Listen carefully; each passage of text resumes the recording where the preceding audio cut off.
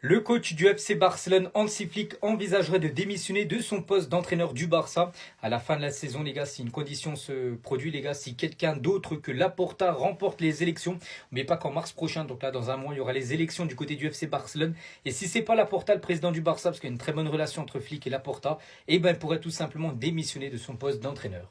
On va parler cette fois-ci de Lamine Yamal actuellement, c'est sa version prime. Les gars, c'est simple, hein. Sur les 5 derniers matchs de Lamine Yamal, les 5 fois, il a remporté le prix d'homme du match. Et si on veut regarder ses statistiques de plus près à Lamine, les gars, c'est quand même très fort, les gars, sur ces 7 derniers matchs. Donc à chaque fois, il est décisif, soit avec des buts, même pas mal de buts, hein, ou soit des passes D. Donc là, par exemple, sur ces 5 derniers matchs, hein, à chaque fois, buteur. Des nouvelles de Rafinha, n'oubliez pas que le joueur a loupé les 2 derniers matchs pour cause de blessure. Donc en gros, il est proche du retour, les gars. Rafinha devrait reprendre l'entraînement avec l'équipe au complet en début de semaine prochaine. Donc là, certainement demain lundi. Le Brésilien vise une place de titulaire pour le match contre l'Atlético Madrid, bien sûr, la demi-finale aller de Coupe du Roi. Tous les transferts officiels qui ont été réalisés lors de la soirée hier où c'était la fermeture du mercato, beaucoup d'infos. Et on commence tout d'abord avec Karim Benzema, c'est officiel, il quitte son club d'Al Ittihad et rejoint le voisin Al Hilal de contrat d'1 an et demi. C'est également officiel concernant Axel Disasi, il est prêté par Chelsea du côté de West Ham. Du côté de l'Atlético, c'est également beaucoup bougé. On a parlé lors d'un TikTok avant que Lookman c'est officiel, mais également Rodrigo Mendoza, donc ce joueur de 20 ans, s'engage avec l'Atlético Madrid, prix du transfert 16 millions d'euros plus bonus. Concernant l'équipe de Liverpool, ils ont réalisé le très gros coup en signant Jérémy Jacquet. Ça y est, c'est officiel, prix du transfert 72 millions d'euros, bonus inclus, c'est le joueur le plus cher de l'histoire de Rennes. Le défenseur français rejoindra bien sûr Liverpool l'été prochain, donc là il est prêté les 6 prochains mois au Stade Rennais. Angel Gomez, c'est également officiel, il quitte l'Olympique de Marseille, pourtant il est arrivé l'été dernier et rejoint Wolverhampton, un prêt payant d'1 million d'euros avec une option d'achat fixée à 7 millions d'euros. C'est officiel également concernant Thierry Georget, il est prêté par Chelsea à Everton. Concernant Arnaud Nordin, lui aussi c'est officiel, il rejoint le Stade Rennais en prêt, donc il arrive en provenance de Mayence en Allemagne, il s'agit d'un prêt de 6 mois. Toujours du côté du Stade Rennais, un autre joueur également signé hier, les gars, c'est le Marocain Yassir Zabiri, très bon joueur, donc il débarque à Rennes après le départ de Meïté. A noter que ce joueur, les gars, jouait actuellement dans le championnat portugais à Famalicão, hein. Un champion du monde U20 marocain débarque dans notre championnat, donc prix du transfert 10 millions d'euros. On retourne du côté d'Al Hilal, on a parlé de Karim Benzema tout à l'heure, mais un autre Français s'est également engagé, les gars, c'est Simon Boisbré, quitte NOMC et rejoint Al Hilal, prix du transfert 23 millions d'euros. N'oubliez pas que l'été dernier, il avait quitté Monaco pour NOMC pour 10 millions d'euros, il est revendu 23 millions d'euros 6 mois après. C'est officiel également concernant Tochukwu Nadi, donc un joueur nigérian qui débarque du côté de l'Olympique de Marseille, un peu un transfert surprise, hein, parce que je pense que peu personne le connaissent. Il est milieu défensif, prix du transfert 6 millions d'euros.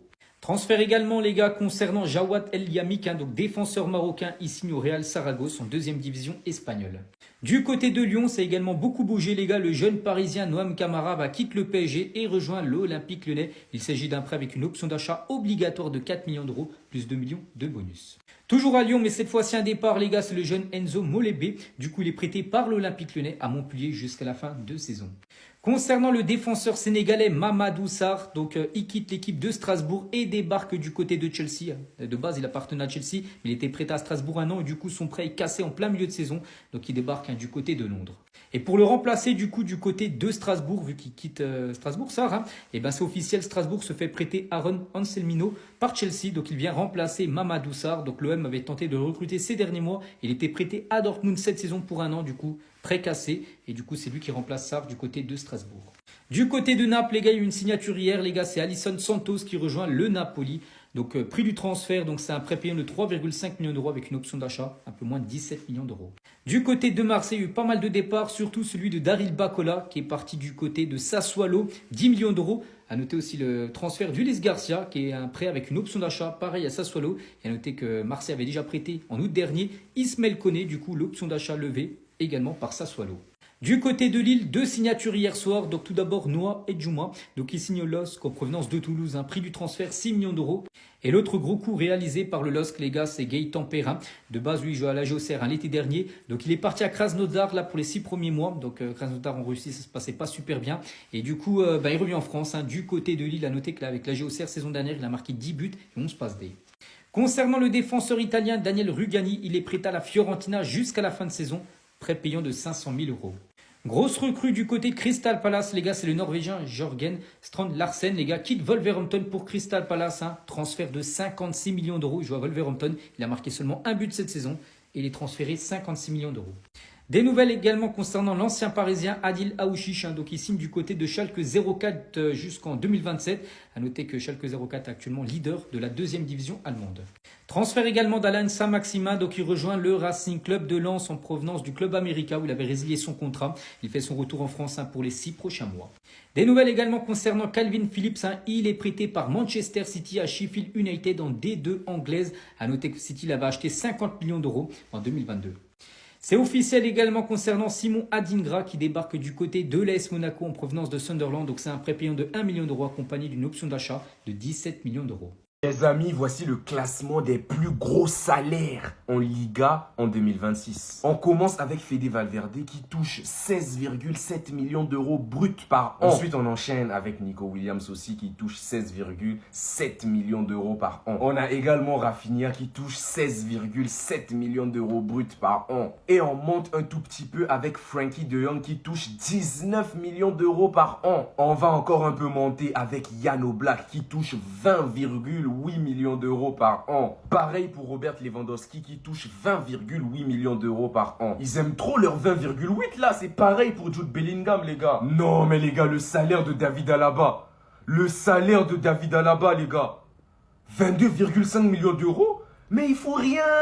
Après, deuxième place du plus gros salaire de Liga, Vinicius, avec 25 millions d'euros par an, les gars, c'est énorme. Et le plus gros, les gars, Kylian Mbappé. Donc, les gars, avant de regarder le salaire de Kylian Mbappé, dites-moi en commentaire ce que vous pensez. Combien touche Kylian Mbappé? Combien il touche Kylian Mbappé, les gars? Je vous laisse écrire. Donc, Kylian Mbappé, c'est 31,3 millions d'euros. C'est le plus gros salaire en Liga, les gars. Et les gars, je comprends pas. Je n'ai pas vu Lamine Yamal. Je sais pas, peut-être qu'ils l'ont oublié. Ou bien personne ne connaît son salaire. Mais si vous connaissez son salaire, les gars, dites-moi en commentaire. J'aimerais bien connaître le salaire de Yamal, moi. Non mais je suis en train d'halluciner là. Cristiano Ronaldo à l'Inter Miami. Doucement les gars, tranquille. L'Inter Miami surveillerait de près la situation de Cristiano Ronaldo à Al Nasser. David Beckham nourrirait le rêve de voir Ronaldo et Messi évoluer ensemble avant leur retraite. Mais Beckham frérot, j'ai envie de te dire, t'as le même rêve que nous. T'as le rêve de tous les fans de foot. Ça va être très compliqué, voire impossible de ramener Ronaldo à Miami et surtout de ramener Ronaldo dans l'équipe à Messi, je pense. Parce que qu'on se dise la vérité, les gars, les deux, je pense qu'ils vont jamais jouer ensemble. Et c'est grave dommage parce que quand ils étaient à leur prime, je comprends. Même après leur prime, quand Ronaldo il était à la Juve, ou allez, quand il venait d'arriver à Al Nasser.